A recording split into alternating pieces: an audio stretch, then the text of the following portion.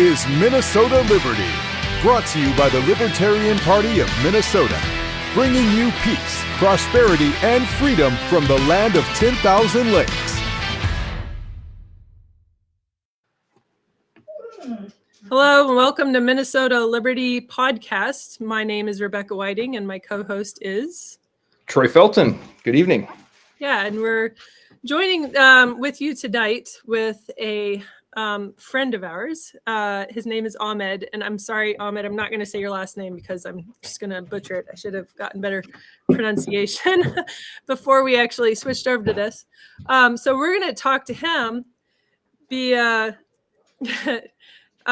about, because Ahmed is from Iraq, and so the last few weeks we have been speaking to veterans, and consistently with all the veteran stories that have joined the Libertarian Party, using experiences in having been to Iraq and in combat as a reason of rejecting like the military industrial complex and like having this mistrust with the American government and all of that kind of thing. So, but first I just want to make a quick announcement that there will be a Libertarian Party presence at Grand Old Days. Sorry, I should have this up. Anyways, Grand Old Days down in CD4, I think. So this on June 4th from 8 a.m. to 7 p.m. So there will be more information on the website. Yep, St. Paul. Thank you. So anyways, without further ado, here is Ahmed. Hello, Ahmed. Hi, how are you, Troy? Good, welcome. Can you tell me, how do you pronounce your last name? My last name is, my first name, Ahmed AlRwazek.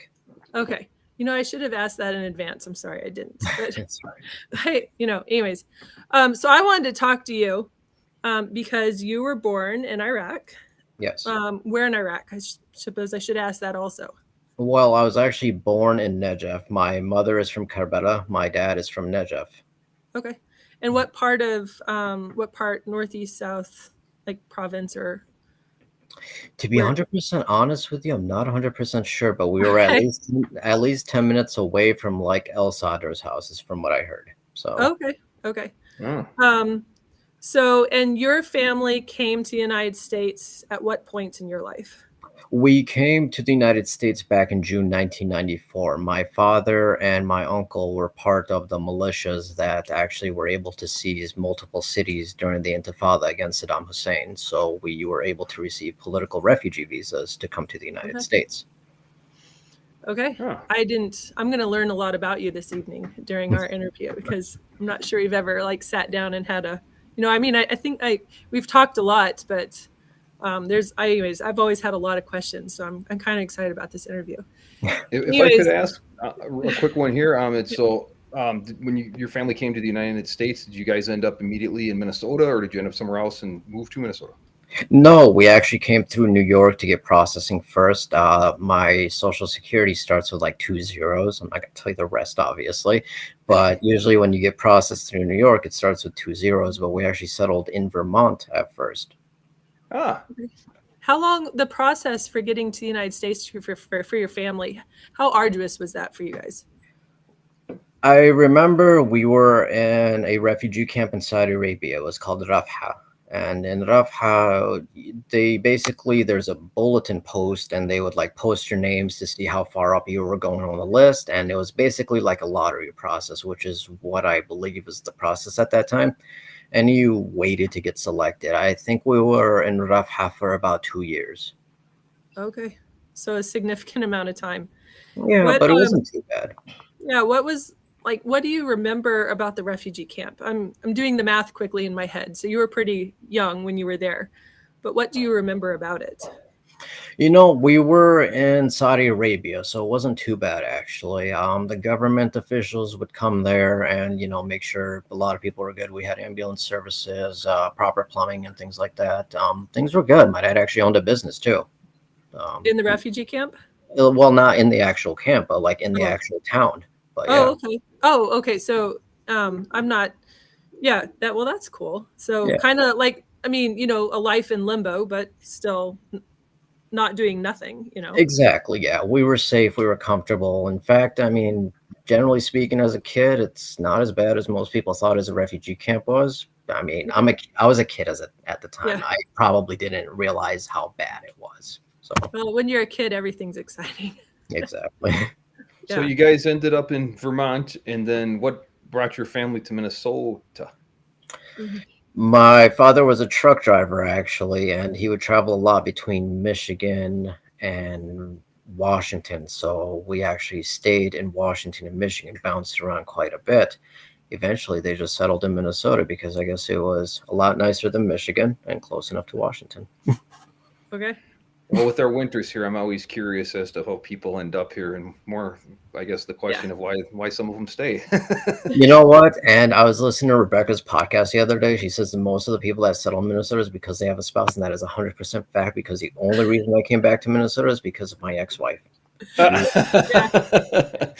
Almost everybody I've talked to that is, that isn't from Minnesota originally, they have the story. It always involves a spouse. 100%. So, yeah.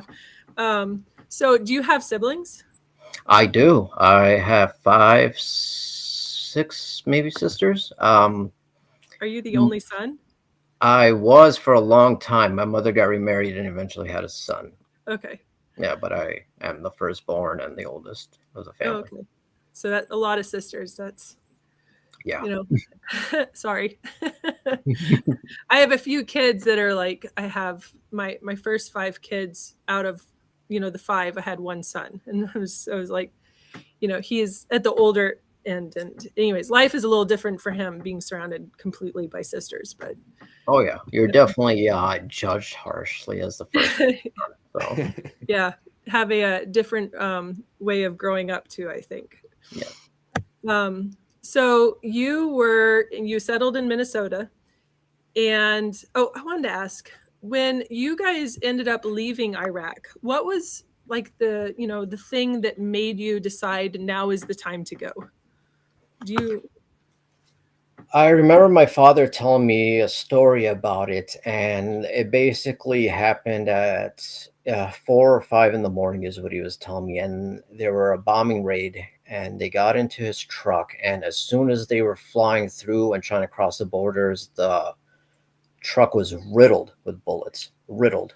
And I don't know what it was, but something must have hit my sister. And it made her deathly sick for like weeks. We didn't know she was going to survive, actually. And eventually she did pull through, but they must have been using some sort of toxic type of ammunition on the refugees or something, because they really wanted to kill us. What year was that? This was 93, 94. Well, we came in, probably in it could have probably been 92, 91, because we came to America in 94, and we were in Rafah for about 2 years. So yeah, 91, 92, early 90s, we were being attacked by chemical weapons. Yes. Okay. Oh, wow. I know there, the different types of, I guess I'm not sure what to call it. Cultures, people, Iraq is made up of a variety. There's the Kurds, the Ba'ath Party, all those different, groups in Iraq. So where did your family, how did they fit in, and where did you guys originate? My grandfather was an armsman, so he built and designed firearms since pretty much the Ottoman Empire collapsed and things like that. And so we have always been in Najaf for generations and generations. So, and as the governments changed, the culture tried to stay the same, but the governments pushed towards different policies. And then you have governments like Iran who push more towards like hardline Sharia Islam, whereas you have Iraq that try to stay more secular. Mm-hmm. Our family basically is right there in the middle. We are Shia, like Iran is, and the rest of South Iraq, but we are quite open secularly because we're in Najaf. And a lot of trade and business and things like that and cultural inspiration happened through Najaf to the outskirts of Baghdad.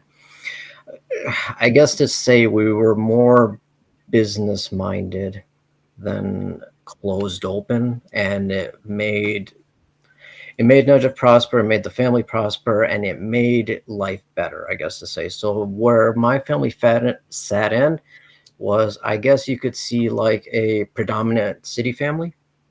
Okay. Yeah. And then for the first Gulf War, your family, how did that affect you guys?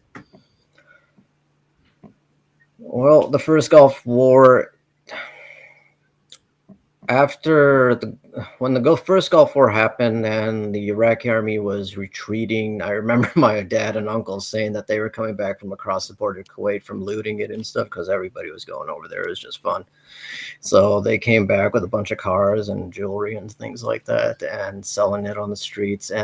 But once the Americans came in, things started getting a little sketchy. But during the first Gulf War, the main thing that a lot of the militias were thinking was trying to set up, I guess you could say, like internal borders. You're not going to recognize them as international borders, but internal borders were to make sure that the Saddam's army and the Ba'ath Party weren't able to actually go through different parts. Okay. A lot of hospitals, and including my birth certificate in Karba, that was destroyed and things like that. But other hospitals were saved because of different strategic methods. And a lot of holy sites that are important to Shia Islam that the Sunnis might not like were still saved. Okay. So that, I mean. And a quick question, Ahmed, if I can ask here, I know, Rebecca, you did the math in your head on this, but just to help paint a picture for the audience and myself, like age-wise, how old were you when you were in Iraq at this time? During the Gulf War? Yeah. It was between 5 and 7. Okay. 5 and 7. Okay.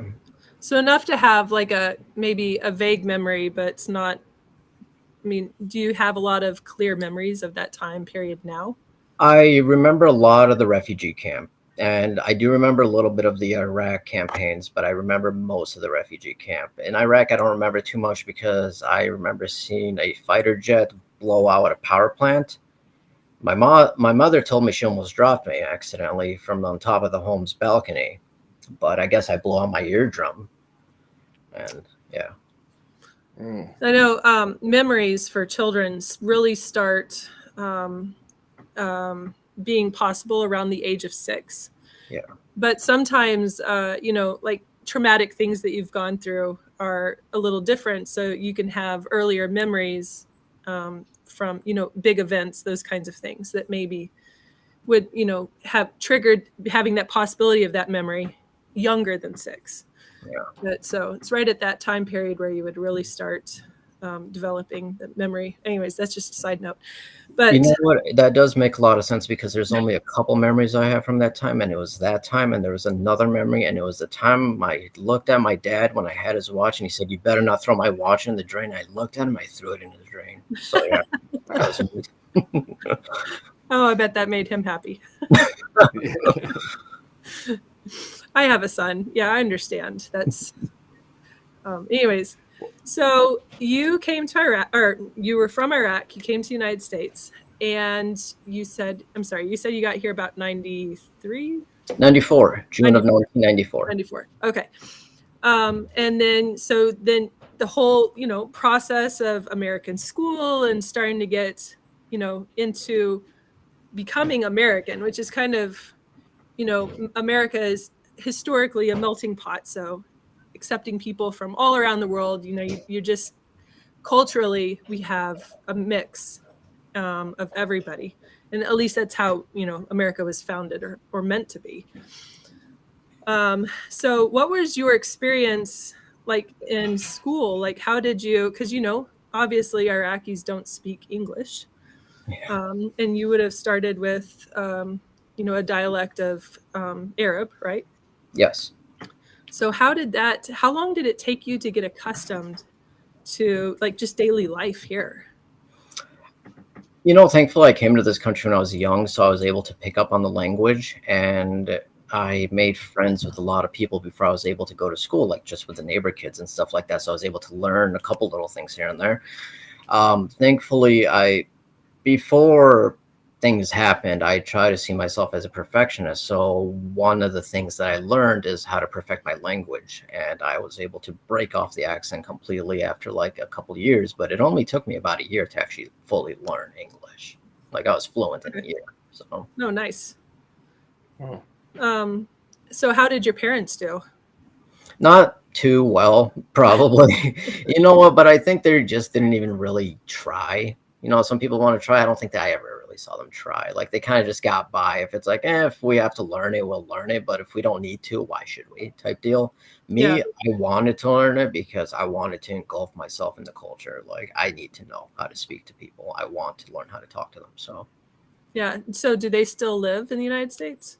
no, my mother actually lives with her husband in Dubai, and I believe my father lives in Germany. So Okay. Oh, we have a thunderstorm, so sorry if there's a little noise in the background. I can hear that. Yeah, And you still have family in Oh, go ahead. I was going to say, you still have family in Iraq as well? I do, yes. I have quite a bit of uncles, aunts. I also have a bunch of cousins. I actually speak to one of my cousins who's actually in the Iraqi Special Forces almost regularly.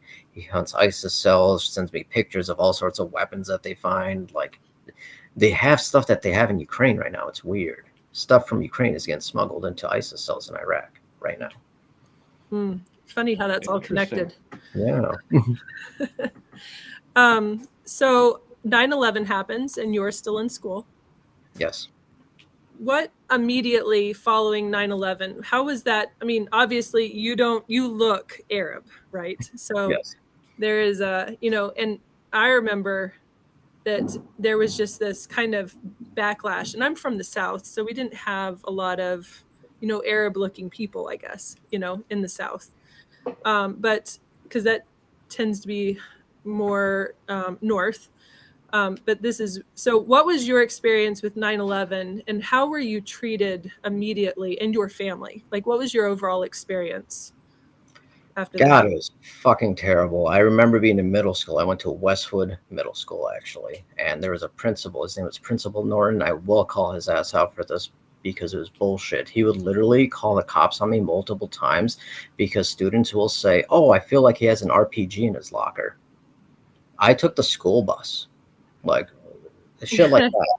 And it You're pisses going to me hide an off. RPG in your backpack. You know what I mean? And it pisses me off now because it's like, I can't believe I let them get away on me. I let them get over on me, basically, treating me like this when I could have fucked their entire lives up, treating me like this legally.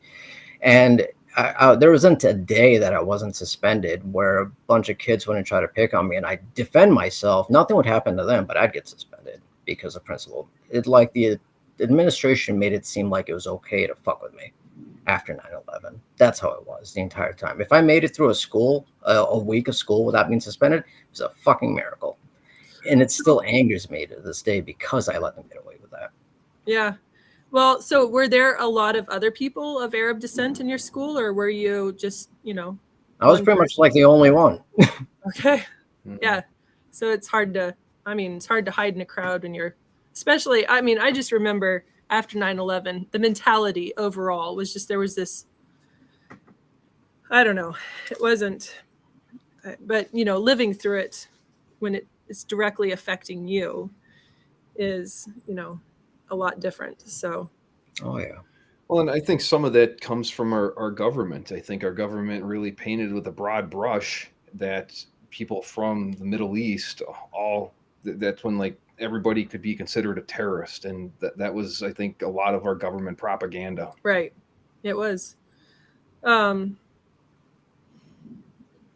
Yeah. So 9/11 happened. We go to Afghanistan. The United States does pretty much immediately. But then less than 2 years later, we're also in Iraq. Kind of walk me through that process of like what your family was going through. By that time, were your parents back or your mom, or like had they left the United States? You said your mom. No, actually, my parents were actually in the United States till about 2010, 11. So they've been here for a while. They just left like a decade ago. But after September 11th, we were still here. After Afghanistan, we actually had federal agents outside of our houses, literally going through our trash. after the Iraq War, they actually would go to my dad's business and offer him jobs. It was kind of weird. So I'm not even sure what I'm going to have to think about that one before I say anything. Because Well, oh, go ahead. I was going to say, if you want to think about that for a moment, one of the questions that I had, Ahmed, is in regards to that time that you were just talking about when you were getting the administration was not treating you fairly. Was that kind of high school time frame? no, that was junior high? that was middle school actually. High school, That was middle school. Yeah, that was middle school. High school, thankfully, wasn't as bad. I had good teachers in high school and good administration. I went to Spring Lake Park High School, so. Okay. Yeah. And then after high school, I guess, just kind of fast forwarding to today, would you say things have changed a lot in that sense? It really depends on where you are, but I think in Michigan, there's a lot of Arabs. So there's also a lot of Klan members and neo-Nazis there. So their hatred towards is a lot of the Jews that are in Michigan and towards the Arabs. But if you're in Minnesota, a lot of the hatred is towards like the Somalians. They don't really pay attention to the Arabs. It's regional, I guess to say. But I think as an Arab American, things have kind of helped lately, ever since Trump came in and said the Iraq War was bullshit. That's good to hear. So when the Army was in, the United States was in Iraq, how did your family and your family that was still there, what was their experience? The ones that were in Iraq, were you able to talk to them or your parents? Was there a lot of communication during those times? We were able to speak to some of our uncles and things like that. Thankfully, our family's in Najaf. We were quite fortified. We had our own militias and everything. We held our own. We didn't have to worry about anything like that. And a lot of the military strikes, they were focused on Saddam Ba'athist Party locations in the beginning. So it's not like they were going to go from Baghdad and go 4 hours south and hit a place in Najaf that had nothing to do with Saddam.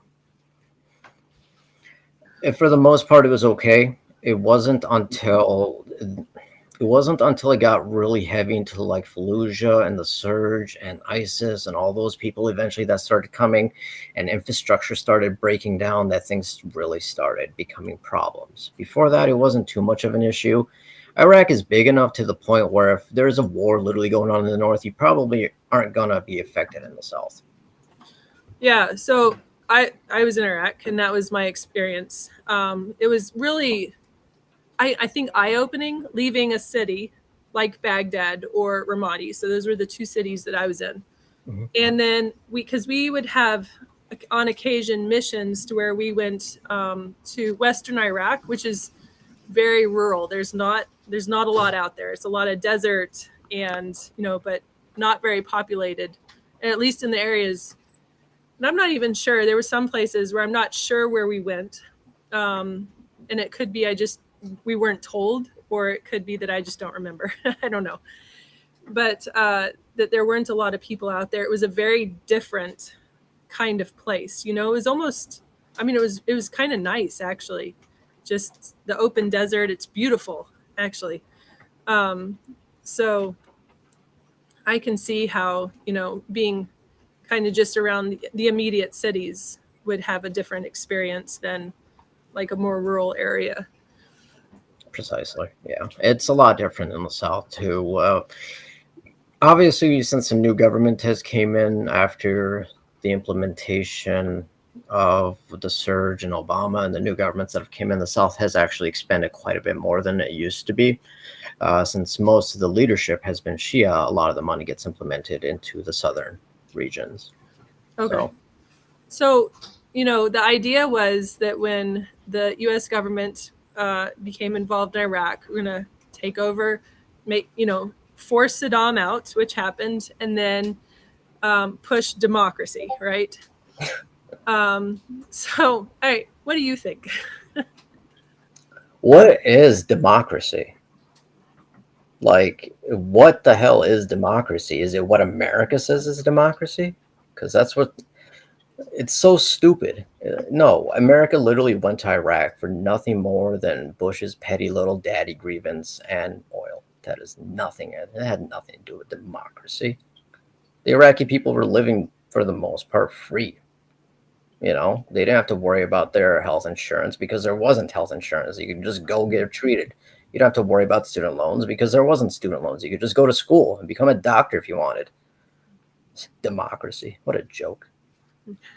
I remember that we would, at least I was attached to people because I was a medic. So I was attached to people that went in and had these meetings with sheiks in the different, groups and trying to get them all work together. And, the idea of a democratic government there was a lot of resistance against that. So I don't know. We'll see. Time will tell. Well, the problem with democracy is you have too many stupid people. I mean, look at America, for example. You're letting everybody vote. Too many stupid people have a chance to vote. That's the issue with democracy. And then you got a country like Iraq that literally has went through 20 years of war. People, yeah, they can vote, which is not a problem, but it's like they're going from like a strong man to a system that America itself hasn't even perfected. Like, come on. Right. Well, America's not technically a democracy either, so. Yeah. And I appreciate your answer on that, Ahmed, in the sense of one of the questions I was going to ask you, and because the picture that was painted from my perspective of that era in Iraq was that all Iraqis were under oppression by Saddam, and we were the great saviors coming over there. So I was going to ask the region that your family was from, what was their relationship with Saddam? But it sounds like it was a pretty, there wasn't a lot of conflict there. Is that right? Or was there in your region versus the different fractions in the country? There were a lot of factions in the beginning during the Gulf War and things like that, but before the Iraq War happened, it had pretty much settled down. The soldiers did what they did. The Ba'athist Party did what they did. Saddam did what he did. Najaf and Karbala did what they did. It wasn't much strife. I mean, you got to think of it like parts of like Kashmir, but it wasn't as bad. It got to the point where America really fucked up when they got rid of a lot of those Ba'athist commanders and generals and things like that, because a lot of those commanders could have actually really unified a lot of the people, not just their people, but a lot of the Southern Shias as well. So I would agree that once the Army and the Marines were in Iraq, and it wasn't just Americans, right? Because this was a NATO. Yes. This was a NATO thing. So it was soldiers and from, all the NATO countries. So we interacted with a lot of people that just weren't American, but still there on a military mission. So sorry, I totally forgot where I was going with that. So anyways, I'm listening to like thunder and hail behind me, and this is a little distracting. Well, if you need to take cover, Rebecca. No, it's fine. It's fine. I actually got something on my phone saying we're supposed to get a thunderstorm here too, but it hasn't happened yet, so I'm waiting. Yeah. Any of these things, and I'm just thinking back in my mind of things I remember hearing about the Iraq War, about Saddam, and that was mustard gas comes to mind, using that on his own people. Is that anything that you ever saw or heard from your relatives? Yes. No. Oh yeah. No. Saddam was a bastard. He deserved to die. Like, I am not debating that one bit. No, he was a terrible fucking person. But the U.S. is not much better. So. Yeah. And that's actually, now I remember, that's where I was going with that, is that I didn't, from what I saw and talking to locals, because I had the opportunity to talk to a lot of locals, a lot of Iraqi army soldiers, that kind of thing, because I was a medic. So I was interacting with not just, American soldiers, but the locals also. And that was pretty much the consensus, was that Saddam was terrible. And at that point, a lot of people had hope that America was going to be different, was going to offer something different. And there were a lot of like Iraqi soldiers, for instance, who were willing to work with us and do things with us, because they really wanted things to be different than what Saddam had offered. Now we have, the perspective of having gone through it all and the history and knowing that that is not how it turned out. That shortly after, United States withdrew from Iraq, that ISIS very quickly moved in. Who, I don't know what, so anyways, go ahead. I could see you want to say something. All right. So ISIS was basically created by Obama and Hillary Clinton, basically for the sole designation to destroy Syria and basically kind of crush a little bit more of Iraq for basically Israel, because that's exactly what they wanted. A Sunni and sectarian war is the most beneficial in that region for Israel because they benefit off all this war. And the U.S. makes a lot of money off these war contracts because missiles, bombs, yada, yada, yada. Everybody knows this. But the thing about Saddam, when he was in there, when Saddam was in power, there was never a terrorist attack. There was never a suicide bombing. Everybody went to school. We had the highest literacy rate in the region for generations, actually. Everybody had clean water. Everybody had electricity. When the U.S. came, I mean, there's still places that are having blackouts because of how long, 20 years war. It's going to take at least a good decade to repair everything. So, and it wasn't. Yeah, I don't think people realize just how much of Iraq was completely decimated, leveled, like major cities completely turned to rubble and just flattened. Exactly, yeah. Like Bush said what he wanted to do. He wanted to bomb Iraq back to the Stone Age, and he kind of did. And a lot of the Iraqis will always remember that. But the thing is, though, is a lot of us are we have so much PTSD, and we're so tired. We just want to be left alone.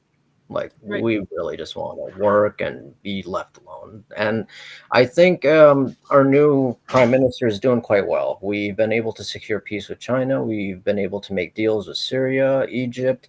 The Iranians and the Saudis are talking together because of the deals that Baghdad and we've been making in Baghdad. I think we are. I'm hopeful for Iraq. I do see a positive future for it now. Yeah, well, and a lot of people, and I had the opportunity to be able to see it, and it was amazing. Iraq is at the core of where civilization started. That is the Mesopotamia and the Tigris and Euphrates, and amazing. There's a lot of history there. And people are resilient, but a lot has happened also. Yeah.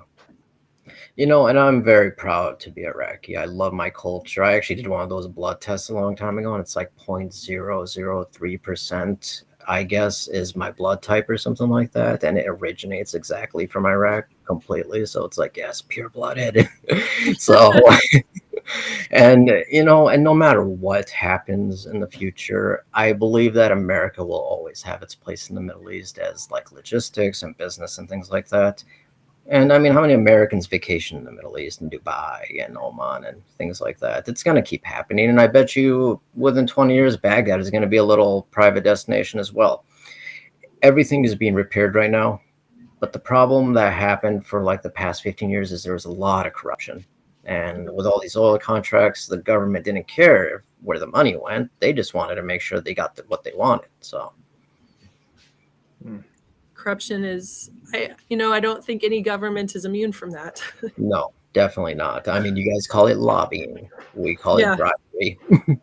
Yeah. Well, and so that kind of, I wanted to talk because I was on the call with you when you joined the party, and I immediately recognized with you and your background and where you're from and that kind of stuff, that I was like, this is a guy that would have your story is going to be different. You're going to have a different perspective, and that's important. And there's a lot of strength and there's a lot of power behind that, like having just being able to tell your story and other people around you, and for them to be able to listen to you and to where you are now, and be able to put all that together. So you joined the Libertarian Party, and which is a little different of a political mindset. We're a minority in the United States. So kind of walk through that process of how you became to consider yourself, part of the Libertarian Party, and the politics behind that, and the kind of the philosophy that you have in life that would have led you to where you are now. Now, one of the things I realized when I was younger about politics is that a lot of these parties, they play a game with each other where it's almost like they're acting. They play a script. I'm going to pretend to say this, you're going to pretend to say this, and then we're just going to deal on this because we know what the deal is. And that's the Republicans and the Democrats. And I've noticed that no matter what the deal is, we get screwed. One of the things that I've realized, if you look at most presidents, except for President Trump, is no matter which president goes in, whether he was Obama or George W. Bush, there was always an expansion of war and taxes and basically proliferation from the American people and civil society as itself, just to be able to, line the pockets of the elites. If people want to make money, perfectly fine. I'm Middle Eastern. We love our money, obviously. It's all a thing, do your thing. But the thing is, though, is you shouldn't be using your power to basically rob other people. You should not be using your authority to take from others. And that's why I joined the Libertarian Party. I feel like as a self-sufficient grown adult male, I should be able to be in control of my own life, my own decisions, and who I want. And I don't want to say who I want to speak for me because it sounds funny, because in elections, it's a representative democracy. So you have to have somebody to speak for you. But the problem is, if you have somebody to speak for you, they're speaking in their own way. So you're not going to get what you want, ever. And I feel like with the Libertarian Party, there's actually a way you can get what you want, because it's not backed by a corporation, and it's not backed by, I guess, other families who have been in politics for generations, like the Bushes or the Kennedys and things like that. There's a difference between those parties, because I feel like in the next decade or so, they're going to start making it so it's illegal to even be in a third party, where eventually it's just going to be a uniparty. You're either in the party or you're not. It does seem like we're headed that way. So Minnesota just recently passed legislation to make it harder to be a third party, and harder to get on the ballot, harder to become a major party. I see all this stuff happening, and there's very little that you can do about it once the people in charge get it in their mind that they're going to pass something, right? At that point in time, by the time that you're able to realize what's going on and react and try to do something about it, they're already 10 steps ahead, right? Yeah. So they passed the legislation that makes it harder to become a major party in Minnesota. But I think that they wouldn't have even felt it necessary to take those actions had they not been threatened by people like us who are building up, third party political parties like the Libertarian Party, and there's others in Minnesota. But had they not felt threatened by us to some degree, they would never have needed to take those steps. So I think that you're right that in the future, we're on the right track. And that it's going to take time and a lot of perseverance by us to be able to keep pushing it through. With the Libertarian Party, individualism runs the Libertarian Party. Mm-hmm. With the Democrats and the RNC, it's money. So if we really want to change laws, the only thing we really have to do is bribe the politicians who are voting for these laws, because let's be honest, every single Democrat is corrupt. So right. If only the Libertarian Party had money. Yeah, that's literally it. If we wanted to pass laws, all we'd have to do is go to each single one of them and give them a $5,000 or $10,000 check and say, vote for this, and they will do it. I guarantee it. Maybe with inflation, we'll need a little more. I don't know. Yeah. Maybe it's too soon to tell. Might get them a Tesla. Yeah. Well, and the interesting thing that I find with it is that they call themselves public servants, right? And they're not serving the public, they're serving themselves. That's the frustrating part. Yeah, well, they're leading with corruption instead of compassion. It's about them and not about us. Yeah. You know, I always think it's like, how long can they keep pumping this for? Like, do they keep expecting to pump the American people for this for as long as they keep doing it? I don't know. I feel like there's going to be a breaking point, and it seems like we're getting really close to it because there's nothing changing, and things are just getting worse. We're being taken more advantage of. Our laws are being decimated worse. Our money's being taken more, and it seems like the government's getting more and more powerful, and we're basically turning into China, but we're trying to blame the Chinese for doing something that we're doing. It's kind of funny. It's like Joe Biden pointing at his finger at Vladimir Putin and calling him a war criminal. It's like, are you kidding me right now? There's a lot of that in What is that? politics, right? Yeah. Yeah, what is that? You know, when as a kid, you shouldn't point your finger at somebody because there's like 4 fingers pointing back at you. You know, so Exactly. Yeah. something like that. Mm-hmm.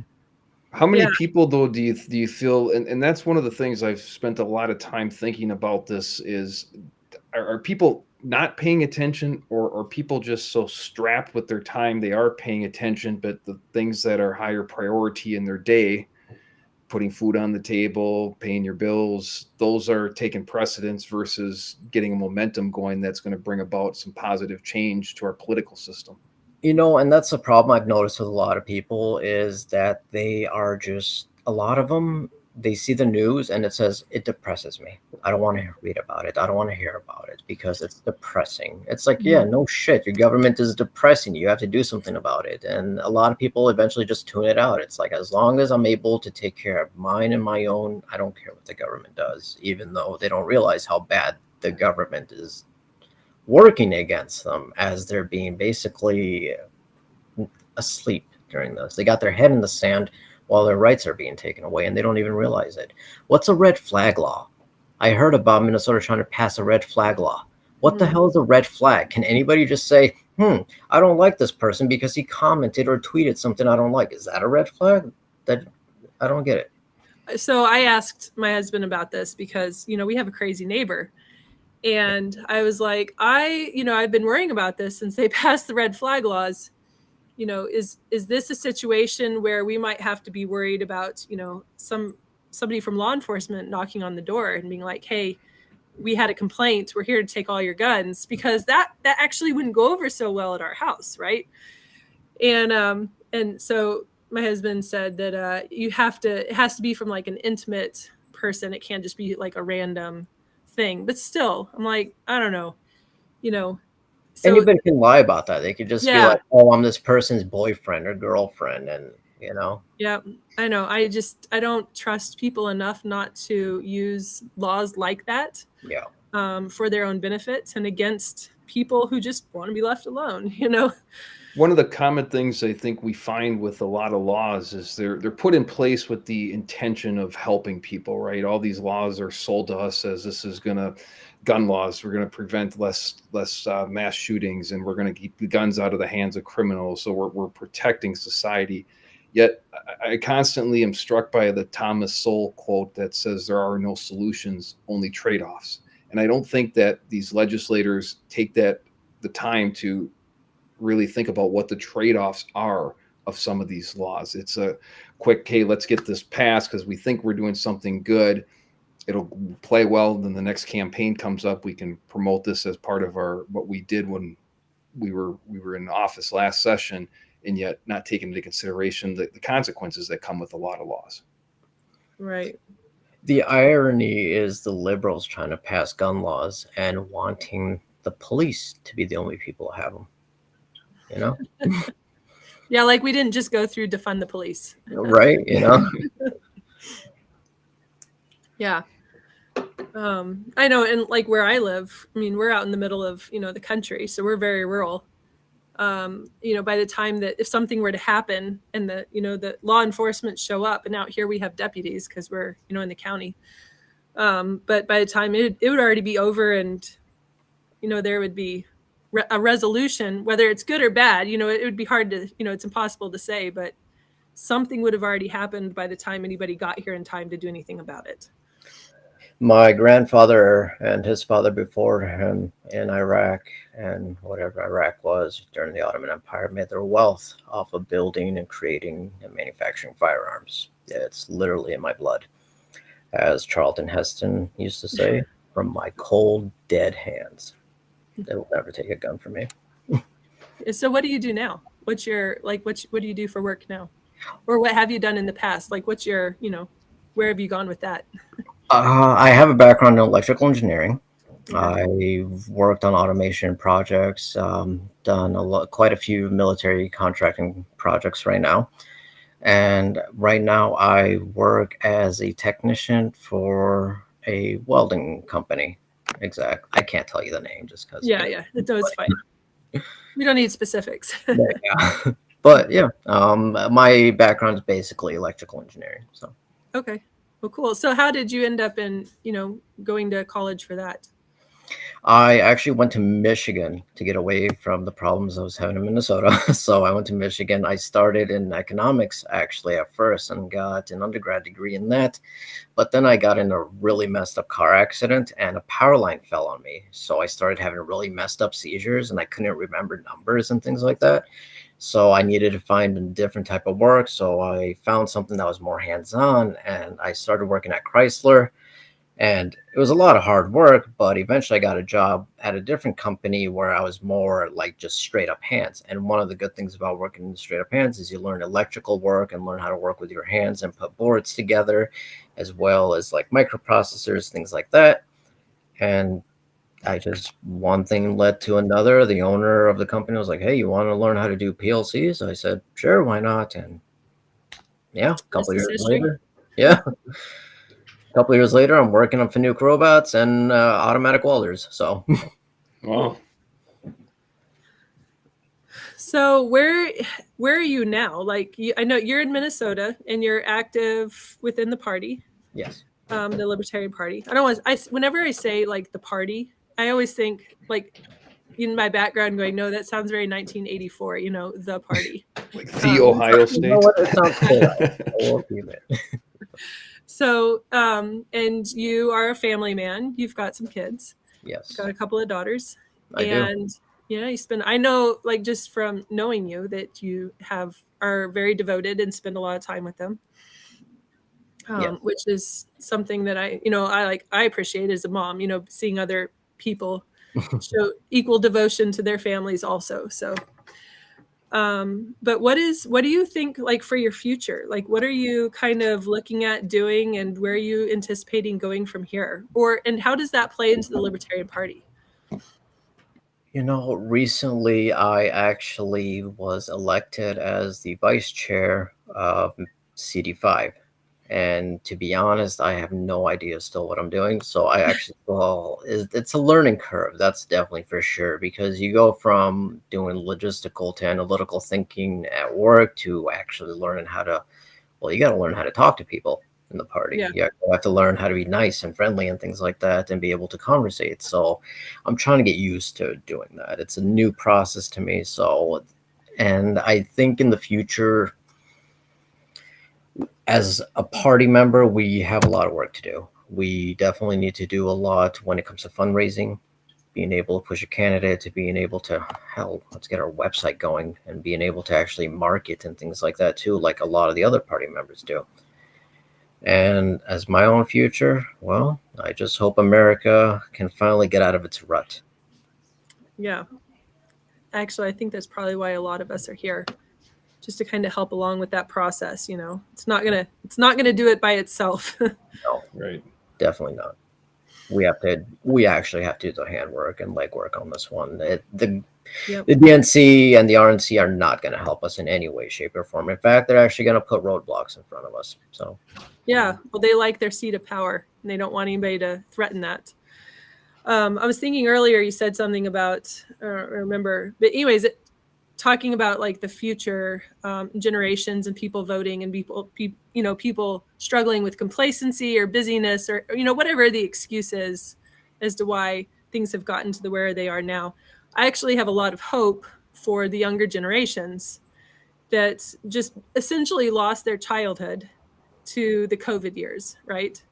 So I think that it's probably too soon to say, but in some ways, and somebody plays their cards a little too early, because we always have this revolving door of generations, so what happens in your childhood affects the way that you view life. And so when we have a whole bunch of kids having just gone through elementary school or high school, I know my oldest, it started when she was a sophomore in high school and wasn't, totally, and she graduated high school. She was like, my high school years were wrecked, right? Those kids are growing up in an environment where they realize that the strong arm of the government is creating conflict and, this like oppressive nature of just living that isn't necessary. And that's going to affect how they vote later on in the future. So I'm hoping that will have had some sort of positive effect as they grow up and as they kind of become more of who they are. They will remember that these years and what could happen with too much when you give a group of people too much control. So. And I agree with you, Rebecca. I think part of that, though, is that when kids go to a public school setting, I think they're getting one message for a good portion of the day. And that's why I think it's important for parents to play an active role in the child's life and bring in a kind of a not just what you're hearing at school, but here's what's going on outside of school in the real world and some different opinion on that. Because otherwise, they end up just thinking that everything that the school is doing is 100% right and not having some different thoughts about that. Yeah. What have you seen, Ahmed, with your children, I guess, in the COVID? How did they respond to that? My oldest was very depressed about it. She's 12 now. She hated not being able to go to school or see her friends. And I think it affected them quite a bit. I think I can still see kind of some residual angry, pissy teenager effects, I guess, to say that they basically developed from COVID. And I like to think that these kids are resilient and are able to shake things off. But, they were able, a lot of them basically got sucked into social media and the information age. And in good and bad ways, you got a lot of them that had developed issues because of the social media thing and due to COVID and being locked in and realizing that these things are happening because they had no choice over it. So you got different parts of the government that are telling them that they can't do this, and you got social media telling them that they should do this. So it gets to the point where it's confusing these kids. And then a lot of them, hopefully, I'd like to think, are smart enough to realize that no matter what, your choices aren't your own. Someone will always continuously make them for you. And I remember being a teenager, they're going to rebel. So hopefully once they start rebelling, they start doing it in a positive manner and rebel against the government like we all did, except actually make some movement this time. And these kids are different than we are due to the fact that they're growing up with the information age. They have cell phones attached to them. They're able to do Google and research everything that they want without having to guess if this teacher is telling them the truth or not, if this textbook is telling them something that actually happened when it actually didn't. So it's going to be a lot harder to brainwash these kids until, they control the internet. Great point. Great point about them having access to stuff to check out their own research, do their own research. Yes, that is the one thing that a lot of people never had in previous years. And I guarantee you, ever since the creation of the internet, there's a new timeline split, basically. Because think of it like this: the Arab Spring in Egypt wouldn't have happened if it wasn't for the capabilities of Facebook. Yeah, it's like wildfire. Yes. The internet. Rebecca, you mentioned your teenage daughter, your oldest, she was a sophomore at the time. How did the rest of your children handle the COVID lockdown? Well, we're homeschoolers, so it's just another, day of life, really, basically. And we're rural Minnesota. So, I mean, we were affected a lot less than people in the cities. There was certain places that we could go to in town that even while there was a statewide mask mandate, that you were not going to get harassed at these places for just walking in not wearing a mask, because everybody around you was also not wearing a mask. And with the exception of my oldest, who was at the public school for high school, and now we're never sending anybody else to the public school for high school after that whole experience. So they're all have always been homeschooled, and it didn't it didn't affect them as much as it could have. But that's a lot of that is just our situation in general. So. Yeah, I literally told my ex-wife jokingly, of course, said I'm going to kidnap my daughter right before she turns. I got 2 daughters, obviously, but I'm going to kidnap the oldest one right before she goes to high school and send her to Iraq. At least she won't have to deal with American public schools then. Every bad habit I ever picked up, I got it at an American public school. So that's true for me too. Ahmed, what was talking to some of your family back in Iraq? I'm just curious, when COVID was happening, what were things like in Iraq? I didn't really know too often. We kind of didn't really talk about COVID too much as it was happening in Iraq. I think they kind of just dealt with it. It's like, all right, mask up, and if you wanted to, you wanted to. But I guess it wasn't overblown like it was here. Yeah. Because the politicians there weren't using it to benefit themselves. I guess that makes a difference. Yeah. Does Iraq have a pharmaceutical company that was trying to? No, thankfully we don't. So. Yeah. So we are almost at our time limit. Yes. I wanted to tell you, thank you very much for joining us. Thank you for inviting me. Yeah, talking to you and being able to, have a conversation is always a good experience. So thank you. Yeah, this has been very enlightening for me as well, Ahmed. So I really do appreciate you joining us tonight, and it's been good to talk with you. Well, I appreciate your time, man. It's nice to finally put a face to the name Troy. So, and likewise. And just for everybody else that's watching, our website for Libertarian Party of Minnesota is lpmn.org. And if you are interested in taking more of an active role in the party, you can find information on that, contacts, reach out on the YouTube or whatever and get in touch with somebody, and we'll let you know. There's a lot of work to do and a lot of opportunity to volunteer. So all we need is willing participants. But join us. We're a friendly group that's going to be making a big difference. Yeah.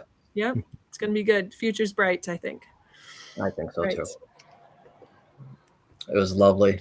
You guys have a great night. Yeah, you too.